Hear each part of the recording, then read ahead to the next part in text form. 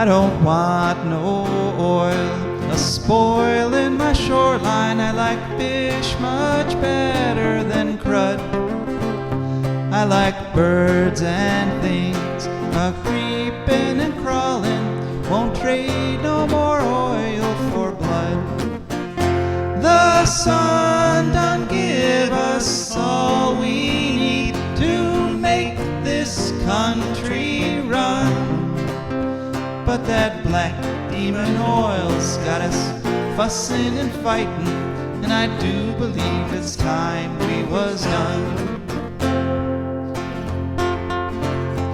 I don't want them nukes run by them kooks who think radioactivity is fun. No more three-headed frogs or kids with leukemia. Nuclear power ain't fit for a dog. The sun done give us all we need to make this country run. But that nuclear power's got us fussing and fighting, and I do believe it's time we was done. No nukes! Good morning, Toledo, and good afternoon, Columbus. Good morning to everyone else, and hello to those of you listening on the internet, wherever you and whenever you are, and an especial welcome to our new Pacifica radio listeners. You guys Pacifica started picking up our show. We're getting a few more channels every week, so thank you very much for listening. My name is Joe DeMare, and I'm here with my fantastic co-host, Rebecca Wood. Yes, together Rebecca and I are crafting an unbelievable hour of radio called For a Green Future. For a Green Future is a show where we talk about ecology and the environment, and we talk about it in the ways that it affects you, your wealth, your health, your happiness, the wealth and health and happiness of your friends and your family, and the birds and the bees and the trees and the fish and the seas and everybody and everything, because, like it or not, all of us together are wrapped up on this wonderful little planet called Earth. And we have a great show lined up for you today.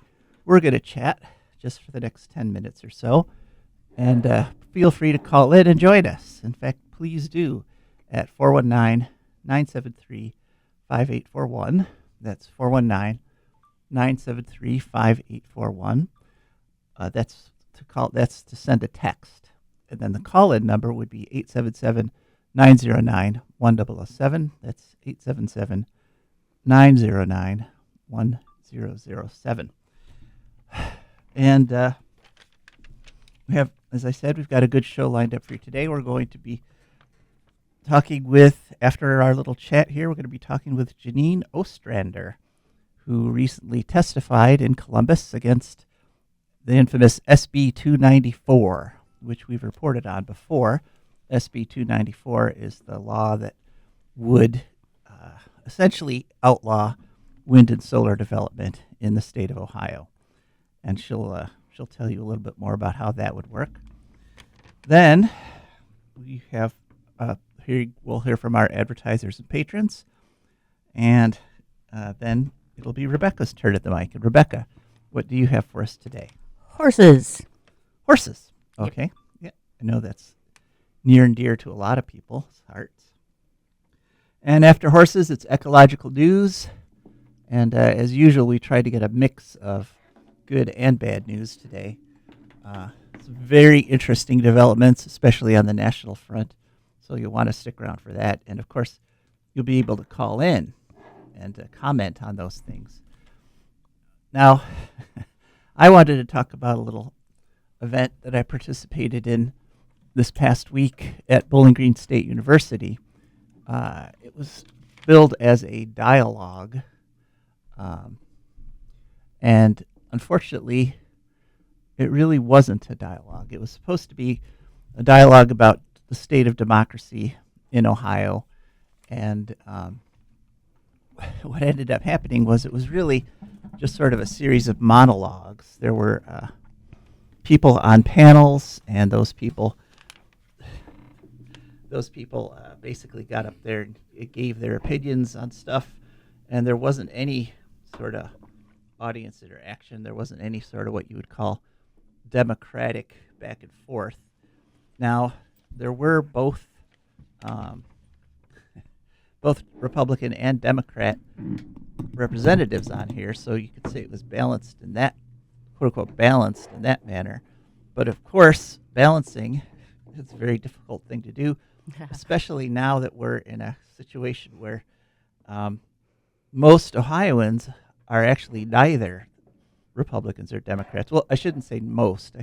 I mean the largest block, the plurality of Ohioans have chosen to neither be Republican nor Democrat because they don't identify with either of the major parties. So it kind of showed what was wrong with our democracy today, because there was one of the panels was the role of dissent in democracy, which sounds very good. I mean, dissent is essential in any democracy. But there was no actual dissent there, and no discussion of the fact that increasingly in America, the quote-unquote dissenting view is actually the majority view, because, most people don't want us to destroy the planet with greenhouse gases. Most people want things like universal single-payer health care. Most people disagree with some of the stuff the federal government's doing. And so the dissenting opinion is actually the majority opinion, and the ones they're dissenting against are the minority.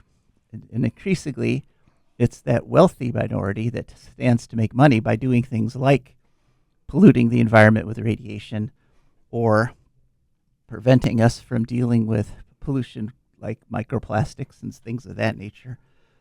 So a lot of people make a lot of the fact that back in the Revolutionary War days, it was actually a minority when the thing first got it started. When the Revolutionary first got started, it was a minority that wanted full independence from England. Most people actually wanted to have, basically just have the king start acting sanely and stop, oppressing them.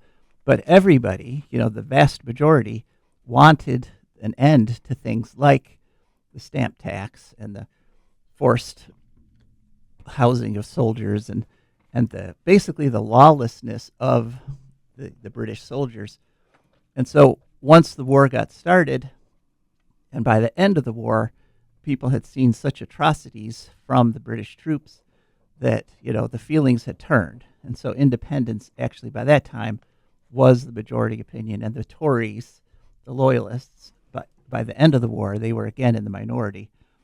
But now, see, I had actually heard that really there were kind of atrocities on both sides, and it may have been sort of more of a Vietnam situation where after a while, the farmers just were unhappy to see uniforms of any kind. Yeah, well, I mean, there were atrocities on both sides. It's true, but the idea that the king was sending this force over to our country to oppress us, right? By the end of it, people were like, "We'll get that king out of here," and we were all better off for it. And they paid a lot of attention to the in this presentation, this day of dialogue. They paid a lot of attention to the quote unquote founding documents, like the Federalist Papers and things of that nature.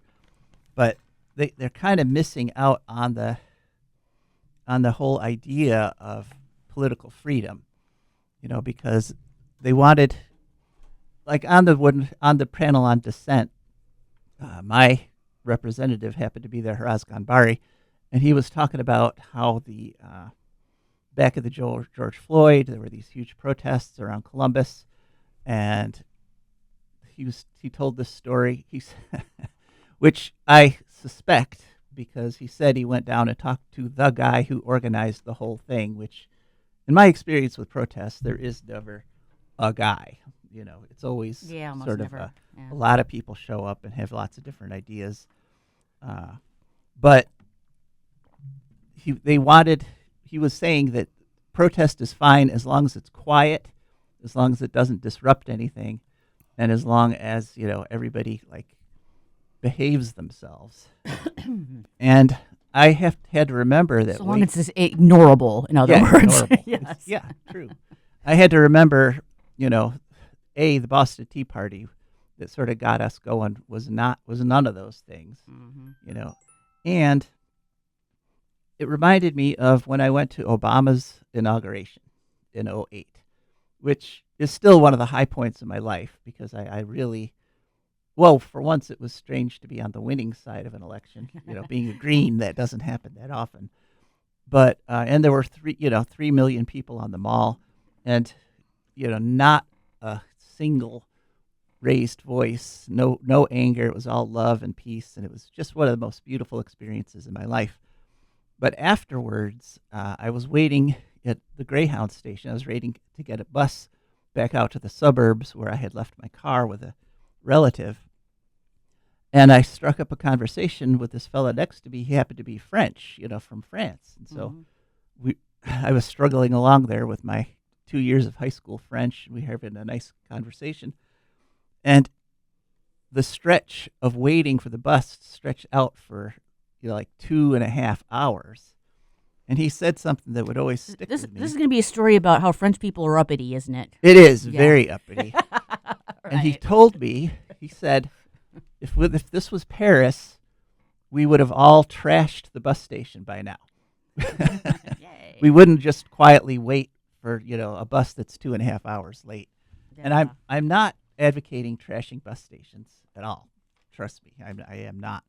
But it really kind of struck home to me that in Europe, where their democracies are much stronger. I mean, there's no question their democracies are a much better representation of what the people in European countries want. They are much more uppity than we are. Yes. Yeah. Now that's changing a little bit. I mean, if we had a big change over in Milwaukee, where they, are actually may have succeeded in driving the ICE soldiers out of their city, but dissent is not effective if it's just quiet and polite and never demanding. No, really, and never most challenging. people in Milwaukee, the people who are actually fighting back against the ICE are kind of the only people that are giving me hope right now, because nobody did that on Kristallnacht in Nazi Germany, Well, yes. And so, but of course, actual participation in the political structures that we have is absolutely essential. And one of those structures that we do have, which people don't take advantage of often enough, but which every time they do, it does strengthen things, are our legislative process, when they have hearings and they can hear proponent and opponent testimony. And sometimes in those situations, reason and rationality does get through to the legislators and they make the right decision. And so that's why I asked our guest on today, Janine Migden-Ostrander, and she has just texted me. And let me just, apparently she's calling the wrong number, 877-909-1007. Oh, wait, we got her on the line. Just Okay. making gestures. So thank you, Jared. And hello, Janine, are you on the line? Yes, I am. Hello, how are you? I'm pretty good, thanks. So speak right up there. We gotta get through. Have a nice loud voice, is what I'm saying. Thank you very much for coming on such short notice. It was, kind of a near thing getting you on, but I really wanted to interview somebody who was at this recent hearing on Senate Bill 294. So could you please just share with us your name and maybe some of your background? Sure. My name is Janine Migden-Ostrander. I am the former Ohio Consumers Council, where I served from 2004 to 2011. And I've been working in the energy field for over 40 years, and I'm currently a fellow at Pace University Law School's Energy and Climate Center. Okay, thanks. And could you we've reported on SB 294 in the past, but could you just remind us what actually this law would be or would do? Well, Senate Bill 294 is a bill that would provide preference to natural gas, fossil, and nuclear facilities over renewable facilities by designating renewable facilities as unreliable and instructing the Power Siting Board to give preference to reliable, quote unquote, facilities in siting over other kinds of facilities. So it really would be the legislature putting their thumb on the scales to pick winners and losers based upon providing preferences to natural gas as opposed to based upon cost and environmental benefits and health benefits to customers. Right. And so I think maybe we need to make a little distinction between reliability and intermittency. I mean, I think this whole idea is to try to confound or confuse those two things. Could you sort of tell us the difference between an energy source that's reliable and intermittent energy sources? Well, an intermittent source is one that cannot provide energy. Like renewables are considered to be intermittent because if the sun's not shining, you're not producing you're not producing solar power. If the wind's not blowing, you're not producing wind power. However, the intermittence is not really a great problem because most of these utility scale projects are accompanied with storage, which allows the units to operate reliably, meaning they are consistently available when needed. We have in the industry various measurements that are used, engineering measurements to measure the reliability of units. And in fact, we found, for example, in Texas, which has 30% of its power from renewable energy, as compared to Ohio, which has only 4%, they have similar reliability factors, similar reliability of their grid in both cases. The difference is Texas's rates are below the national average and ours are above the national average because we're not using enough renewables and we're relying too much on expensive fossil fuels. So even though Texas has almost 10 times as much renewables as we do on the grid, their prices are actually lower and their grid is just as reliable as ours. That's correct. That's exactly right. Okay. So what are some of the other things that you shared with the Senate hearing there? Well, in the course of the hearing, what I provided them with a chart that is done, a study that's done every year by Lazard that compares on a levelized cost of energy basis all the various options.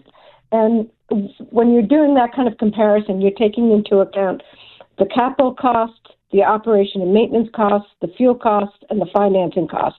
So you're putting them all on a dollar per kW basis to compare them. And when you do that, what you find is that solar, utility scale solar and wind are less costly than natural gas plants, and certainly much less costly than nuclear or coal. So what I talked about is that if they pass this bill and give a preference to, give this gift to the oil and gas industry in Ohio and give a preference to them, that what they are going to be doing is raising rates for consumers at a time when consumers are really struggling to make ends meet and pay their bills, pay for utilities, pay rent, pay, for medicine, food, everything else, that this is not the time to be doing it. And that also at a time when we're seeing the growth in demand for electricity due to data centers, we should be employing more of an all hands on deck, all of the above strategy as opposed to a strategy that picks winners and losers. And, another point I made about this is that this is very contrary to the competitive market that the Republican legislature passed laws about back in 1999 to create a competitive market for energy. If you want to have pure competition and let the market decide the winners and losers and what's least cost. A plant that's not economical, if their theory is right that the renewables are not economic, which they're wrong about, they would not be built because they couldn't get the financing and they wouldn't be able to sell the power into the market. So let the market forces work and don't put your thumb on the scale to make it impossible. Yeah. So I understand from people who were there that you actually got a fair number of questions from the senators that were at this hearing. What sort of things were they asking you about? Well, they were asking me about, for example, the example that I provided of Texas. And they said, well, several years ago, there was, Texas experienced unusually cold weather due to, they didn't say this, but it was due to climate change. And, Texas had major outages, therefore the renewables are not reliable. And what I countered with was that this was a myth propagated by the oil and gas industry. In fact, the renewables showed up during this time period. When the Texas grid was under stress, the renewables showed up. The problem was that the coal piles were frozen and that the gas lines had not been built to withstand those kinds of cold temperatures because that was an historic cold for Texas. So as it turned out, in demonstration and in fact, renewables were more reliable than the fossil fuels. So that was one question. I also got a question about, isn't carbon dioxide good for people? Isn't it good for the plants? And I basically responded that we have plenty, thank you, and the plants have done just well prior to, vegetation has done quite well prior to this, but that increasing the levels of carbon dioxide would cause significant health issues for people living near these power plants. There have been studies done that have shown that where you can reduce the pollution, you also reduce the amount of time people are spending in hospitals, the amount of time people are missing work, the amount of time children are missing school because of health-related issues with asthma and other respiratory issues. Mm-hmm. And I guess maybe they never saw the movie Apollo 13 where too much carbon dioxide was actually quite a huge problem for the astronauts there. This was a hearing that was hearing opposition testimony, and there were quite a few people testifying. I've read some of the testimony. It all looks pretty good. Did it seem like maybe you folks were getting through? Do you think maybe, did it I know you can't tell what people are thinking, but did it seem like there was any sort of, any sort of reaching these Republican legislators who've been historically very anti-renewable? It's hard to say. I think that this legislature, as a whole, and the Republicans in the legislature, have a history of providing a lot of benefits to the oil and gas industry to give preference to them. So whether the facts will change this, they certainly were unable to undermine the factual presentations of all the witnesses that testified. It's clear that this will raise rates. It's clear that it will hurt the environment. It's clear that this will kill competition. It's clear that this is also going to help large businesses in Ohio that deal with that are in the renewable energy business. But when you look at the history of this legislature, where Ohio has perhaps the lowest taxes for fracking, much lower than Pennsylvania, our neighbor, much lower than Texas, because of the lobbying of the oil and gas industry. If you look at the provisions for fracking under state lands, the provisions for challenging fracking with the commission if you're a property owner who doesn't like what's going on. Or being unable to challenge.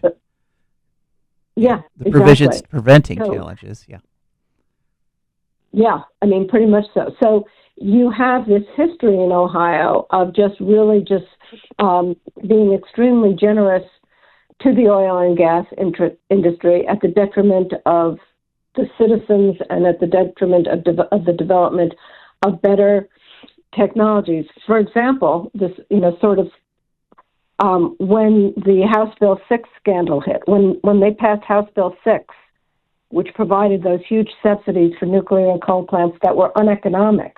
They needed the subsidies in order to compete. They didn't give that to renewables, which did compete. But anyway, when they did that by to help finance it, they repealed energy efficiency standards.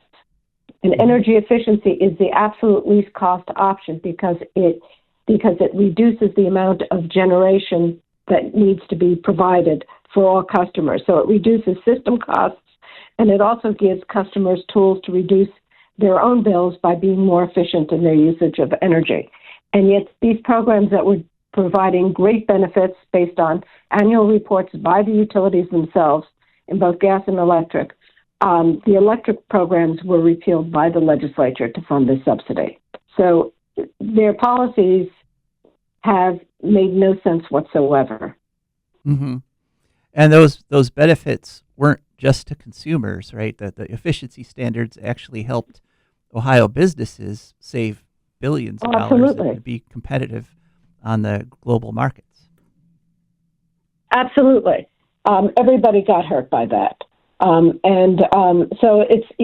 So in my testimony, I concluded by saying to the legislature that if they were serious about wanting to help customers and wanting to improve the situation in the state from an energy standpoint, they would restore and increase the energy efficiency standards. They would restore and increase demand response programs, which are programs that allow customers to manage how and when they use energy so that they can reduce their usage during peak times, which saves an enormous amount of money, and then the customers get lower bills for doing so. That they would support distributed generation, where manufacturers have generation on their property to help them supplement their energy usage, or customers with rooftop solar. And they would repeal every single provision in the Ohio Revised Code that impedes the development of renewable energy in the state in order to create an even playing field so that everybody can compete fairly. Because there are a lot of other laws that have been passed that make it difficult for wind and solar to compete in the state. Right, which is why we're at 4%. Texas is at 30%, and then some of our neighbors, like Iowa, I believe, is at 75% power. Well, there are a lot of states that, there are a lot of states that have passed renewable portfolio standards to get to 100% renewables by 2020, or to get, slightly lesser amounts in a shorter period of time. And so they're on target. A lot of these states are on target to meet those objectives. So yes, that's absolutely right. Many states are doing much more. Mm-hmm. Okay.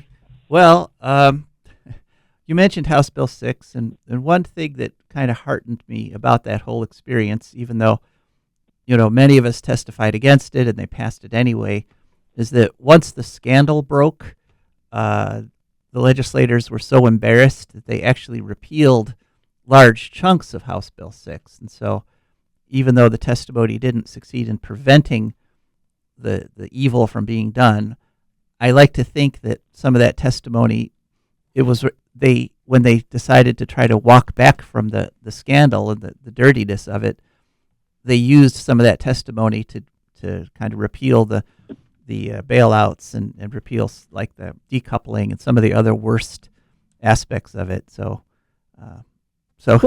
One word on decoupling.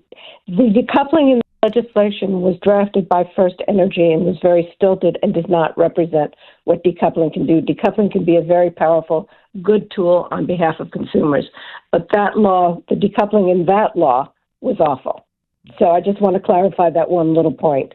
But yes, they did repeal a massive portion of it. It took them a number of years to do it, to repeal those subsidies, but they did not restore the energy efficiency, and that is a big loss to consumers, and they need to do that. All right. Well, anything else you'd like to add?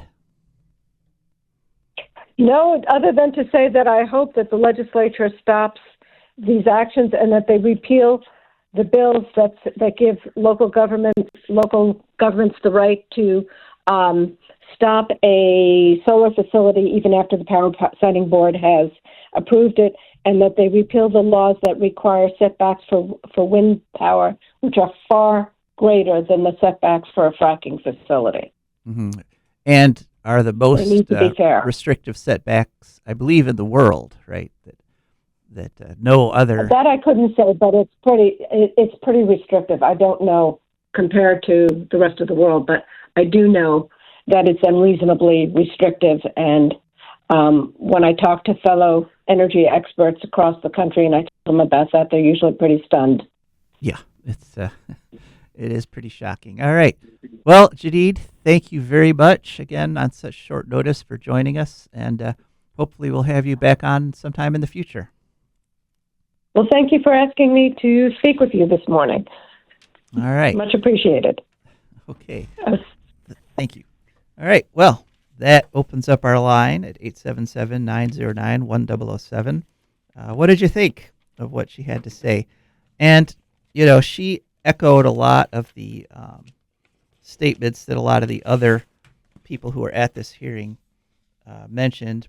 And all of it adds up to the fact that the Ohio legislature, essentially with its energy policy, is really kind of denying reality. They're trying to say that renewables are unreliable when actually increasingly more and more countries, more and more states, more and more businesses are relying on renewables more and more. So they can't be that unreliable, right, if it's happening all over the world. All right, now it's time to hear from our advertisers and patrons. Imagine a place where nature meets adventure, where you can climb, paddle, fish, and explore. That place? It's right here in Wood County. The Wood County Park District is here to protect, preserve, and inspire. We conserve natural and cultural treasures so you can enjoy the outdoors like never before by maintaining green spaces, providing fun programs, restoring wildlife habitats, and leading outdoor adventures. The Wood County Park District, preserving nature, creating adventure, and inspiring a greener future. Want to connect with nature? Try your hand at archery, bouldering, geocaching, paddling, rappelling, and more. Whether you're seeking experience or a peaceful retreat, our parks are open every day from 8 a.m. to 30 minutes past sunset all year round. Come explore, get outside, experience nature. Your parks, your adventures waiting for you. Find us online at wcparks.org or follow on Instagram, Facebook, or X, or call 419-353-1897. The Wood County Park District, preserving nature, creating adventure, and inspiring a greener future. And I just want to say that this actually was our final ad from the Wood County Park District. They're moving on to other sorts of advertising, but I can't complain because they've been with us for right along with this show, and they've been an excellent advertiser that we'd love to have back. But I do know, and I don't know if this is why they've decided to stop their contract with us, but I do know that the governor has massively made cuts to the park system.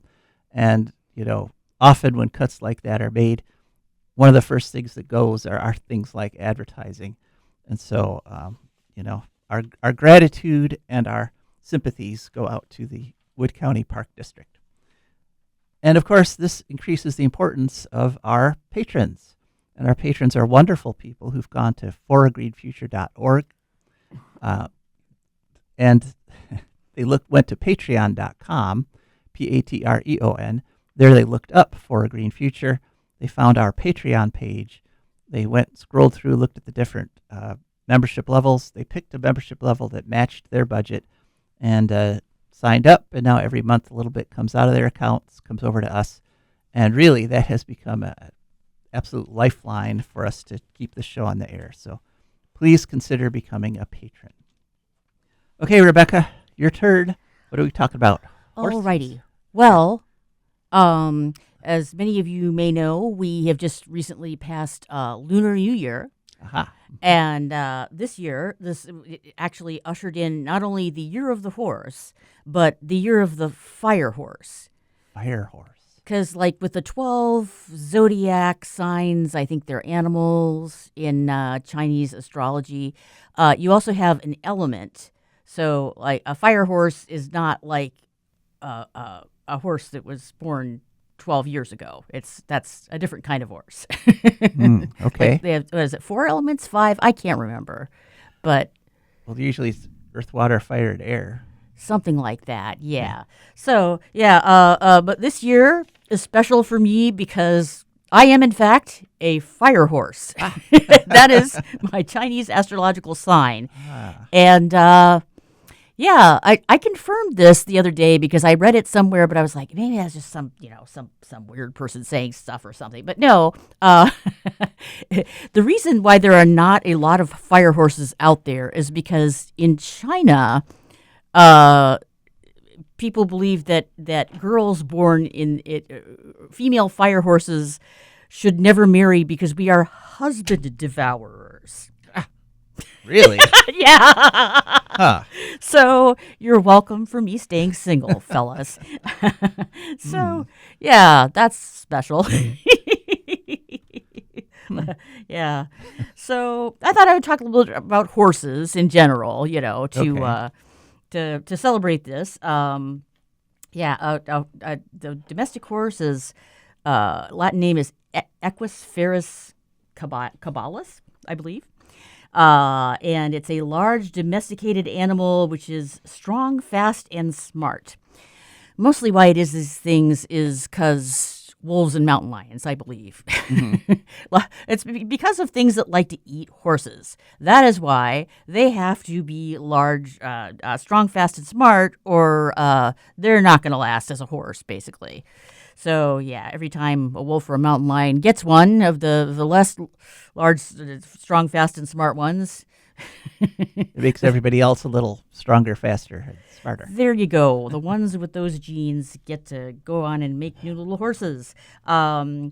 The horses in the Equidae family with zebras and donkeys. And since I watch a YouTube channel called Hood Nature, I am aware that there's a reason people never domesticated zebras, and it's because they're super mean and nasty. They like to bite. They like to kick. Their question is, just decapitate it first or rip its arm off and ask questions later, because they have lived for a very, very long time in a place where lots of stuff wants to eat them. So they have trust issues, and they will make it your problem. So, yeah. Horses, but not zebras, first got domesticated, or were the process apparently began about 4000 BC. There are now 200 breeds. They're ungulates with hooved feet and keen senses. Really, kind of all of them. The sight, hearing, they're good at it all because they want to see predators coming. It's an important part of their lifestyle. So, they're social herd animals and odd-toed ungulates, and they have 360-degree vision, according to animaldiversity.org. Habitat-wise, That's because their eyes are on the side of their head, right? yes, what is that, bicameral vision? Is that what they call it? Okay. Yeah, that's why. Yeah, things that other things eat a lot tend to have their eyes on the side of their head and not in the front, like you can see where mine are. Because not that many things actually try to predate me in the course of my daily life. Thank heavens. Yeah, which is good. So they don't actually try and kill and eat me anymore, anyways. So, left to their own devices, horses prefer cool, temperate grasslands, steppes, and savannas. Sometimes forests. But, in domestication, there are horses just about everywhere. You can't have them in, really, really deep, extensive swamp, I think. One of the reasons why I had heard it, I think it was in Genghis Khan's biography. Yeah, it said that one of the reasons why he didn't take really the only reason he didn't take over the whole world, he was winning. He was winning, even terrorizing Eastern Europe for a while, but he never got into Central and Western Europe because he didn't like the terrain. You know, it was didn't go to India because like it was all mushy. Horses don't like that kind of thing, and he didn't really want to go where horses couldn't really do their thing. You know, he liked horses a lot. They worked for him. So yeah, but they are just about everywhere, or have been just about everywhere. There are sort of horses around species in the different stages of the domestication process. With wild horses, you've got the Lord, do you have any idea how to say this, Joe? Uh-oh. Przewalski's horse. Yeah, that looks like a good guess. Okay, I'm not sure. I'm not sure I got that right, but yeah, it's a species of European horse which was once extinct in the wild, but was brought back, I think, from animals with zoos. And then there are feral horses, which are breeds which were once owned by people, or the descendants of animals that were once owned by people but were abandoned or got loose. We're talking like Mustangs in the West, and there's something in Australia called Brumby horses living wild in the outback. That didn't come from there originally. And then, there's something called the European tarpon, which is now extinct. Nobody's really sure whether it was truly wild or feral. Like they just, it disappeared before we could really before genetic testing came along, I guess, and we could figure it out. So the benefits versus drawbacks ecologically of horses seem to have a lot to do with whether or not you rotate their pastures. When people do this, it's, you just take them from one pasture to the other is how it works, so that, one of them doesn't get overgrazed. When wild horses do it, it's called having wolves and grizzlies around. That's how you get wild horses to rotate their pastures. Any kind of large predator, basically, will do the trick. When it's done right with the rotation, the grazing reduces the wildfire risk, but doesn't kill the grass. This is I heard conflicting information about this actually.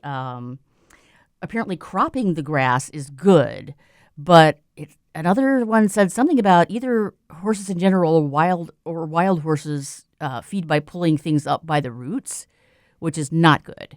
Mm-hmm.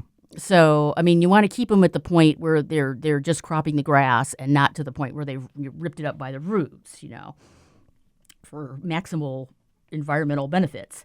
As hindgut fermenters, they process tough vegetation, returning the nutrients to the soil, which we've talked about this. You want to keep your nutrients circulating. You don't want them to pile up in one place. That's not good.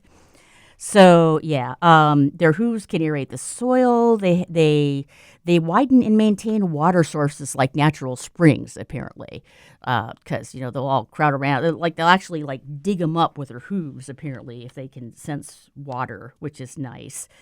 And also, if land is being used for horse pasturage, it's not going to be used for land development, which means it's still available for a lot of wildlife.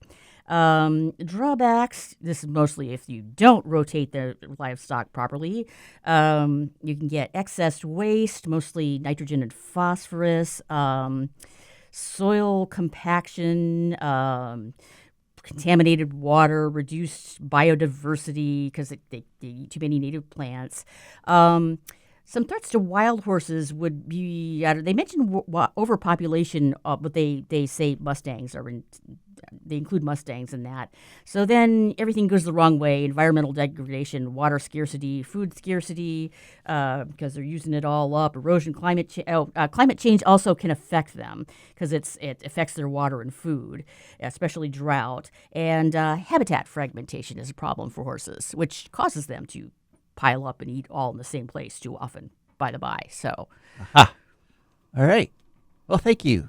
You're welcome. I know we probably have some horse lovers out there. Give us a call, 877-909-1007.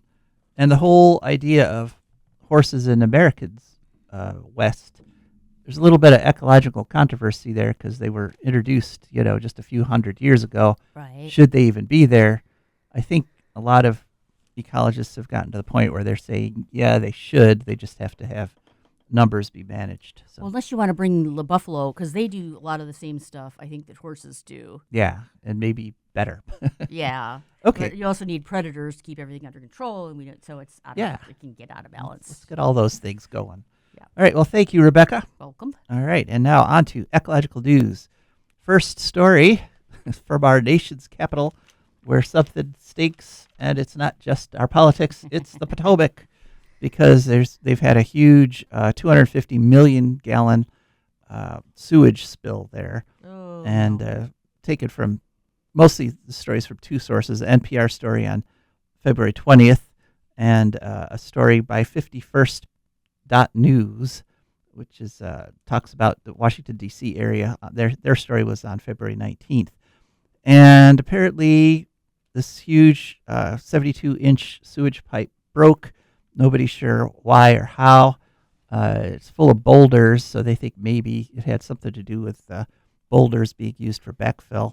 But scientists are afraid that this sewage damage is going to go all the way out to Chesapeake Bay. The sewage break was below the Washington, D.C.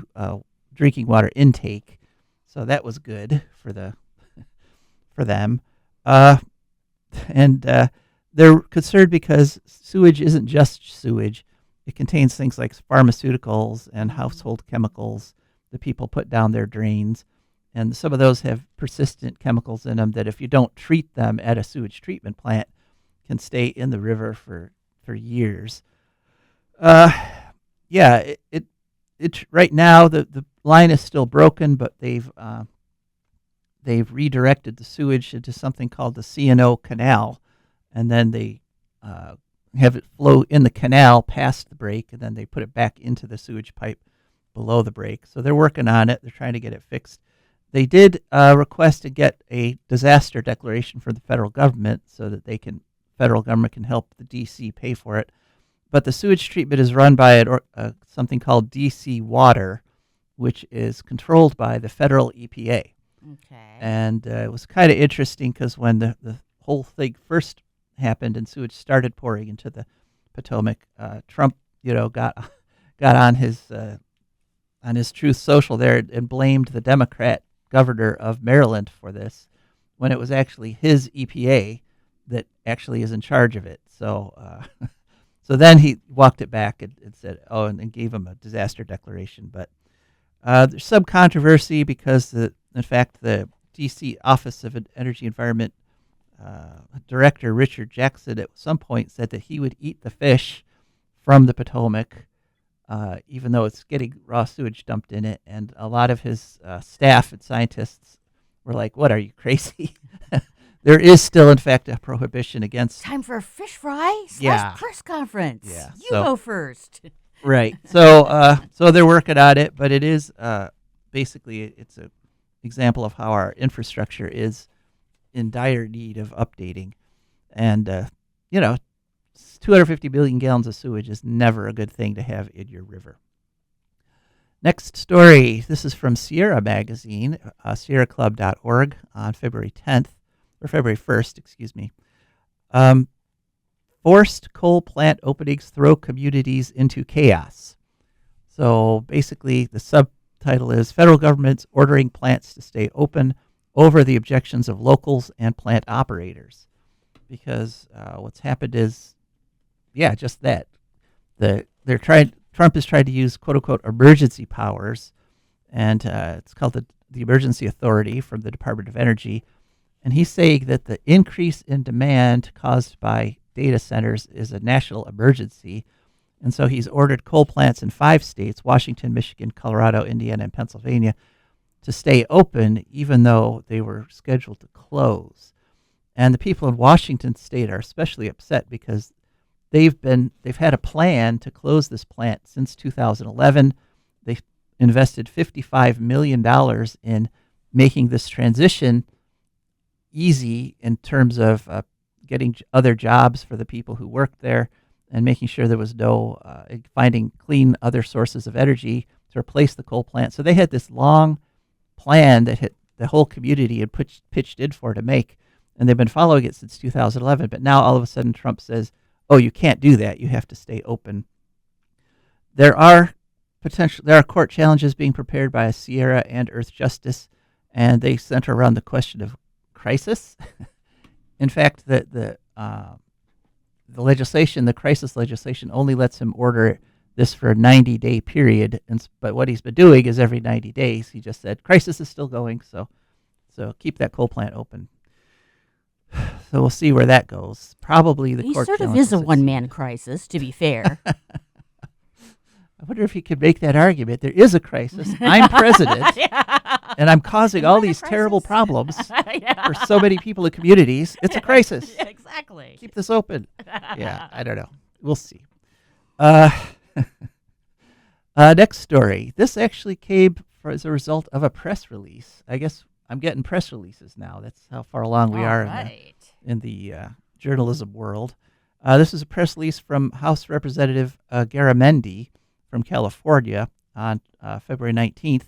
And basically, Garamendi and a bunch of the other California Congress people are asking the U.S. Army Corps of Engineers to deny the permit for something called the Delta Tunnel. And the Delta Tunnel basically would suck away the Sacramento River near Sacramento up in the northern part of California and pipe that river down into L.A., pipe it into Southern California. And the Army Corps of Engineers' own studies have showed it's going to do hundreds of millions of dollars of damage to local farming and recreation, and it'll dry up one of the most productive deltas in the country. Actually, this delta of the Sacramento River has all kinds of wetlands and critters and fish, and it helps keep the whole water table high, and it keeps the water in the area clean. But if they build this tunnel, essentially that delta will dry up. 45-mile tunnel is going to cost tens of billions of dollars, and so let's hope that the Army Corps listens to the Congress people and denies the permit. Next story. This is from the United Nations, actually. They just did a study, and the title is World Enters Era of Global Water Bankruptcy. And that was from the UN News on January 20th. Basically, instead of just lots of short-term crises in terms of water shortages and droughts, what's happening is, what they're saying in this report is that in a lot of places, the water misuse has gone so far that it can't just be gone. It can never go back to the original level of water. Things happen like if you pump out groundwater, there's these little pores in the rock that hold water, and if you pump it all out, it stays dry too long. All those little pores collapse, so that even if you start putting water back underground, it doesn't fill the aquifer the way it did before. I did not know that. Yes, and it takes thousands of years to get those little pores back. Wow. So they're saying that what we have to do when we're trying to restore water is realize that we're never going to go back in a lot of places. That's why they're calling it bankruptcy. We have to sort of restructure and not just try to pretend we've still got the same water income that we had before. It's permanently less. Next story, NRC capture. This is a story in E&E News, how the NRC lost its independence. Basically, the Nuclear Regulatory Commission was designed to be independent of the administrative branch and just regulate nuclear energy instead of promote it. And according to past members of the NRC, those days are over.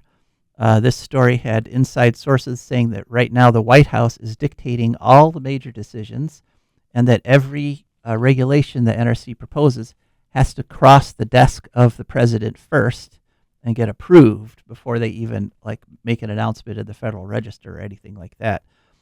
Lots of his executive orders have done things like shorten deadlines. Now there's an 18-month deadline for a nuclear plant application.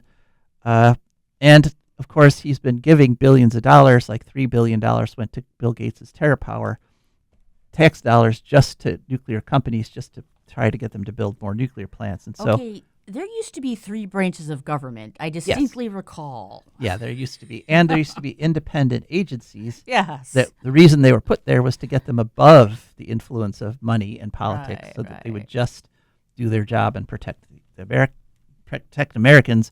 But as this story says, those days are over.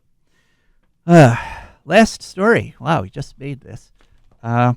Lithium pollution from satellites. Basically, they had a Falcon spacecraft burn up in the atmosphere.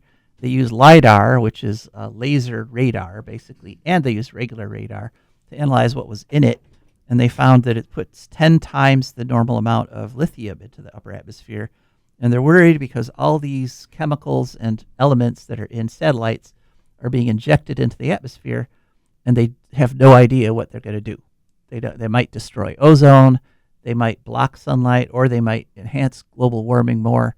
Literally, it's unknown, and they're expecting the number of satellites that crash into the atmosphere to increase to about 40,000 a year over the next couple of years. And so these scientists are saying, hey, we should maybe know what we're doing before we pollute the upper atmosphere with all these burnt up satellites. So let's hope somebody listens. I know we're listening. We're paying attention, as we always do. Thank you so much for listening. That's our show. We managed to get to all our stories, and we had a great guest. Have a great day. It is still kind of slippery out there with the fresh snow, so drive careful. This is Joe DeMare. And Rebecca Wood. And we are signing off.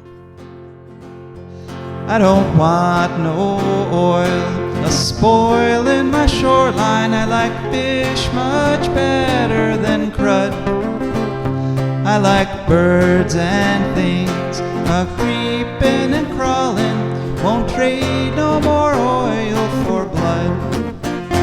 The sun done give us all we need to make this country run. But that black demon oil's got us fussing and fighting, and I do believe it's time we was done. I don't want them nukes run by them kooks who think radioactivity is fun. No more three-headed frogs or kids with leukemia. Nuclear power ain't fit for a dog. The sun